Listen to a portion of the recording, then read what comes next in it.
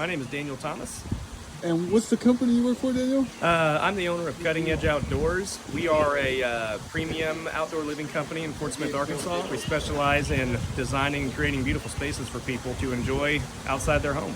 I've been listening to the podcast for about 6 years, and a friend of mine told me about it and started listening to it, and then I downloaded one of Clay's books, and then next thing I know, they called me and invited me to the conference, and that was years ago, and I've been 5 times now, I think. Oh, it's great. I left a review earlier online, and basically the way I see it is, before, first time I came, I was in a place where I really wanted to figure out how to grow my business. And I came, I learned, I kept coming, and I kept applying, and I grew 1,000% over 3 years.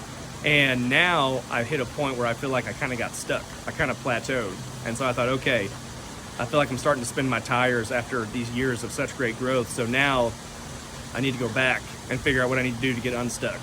And very excited to go home and start putting in the work again.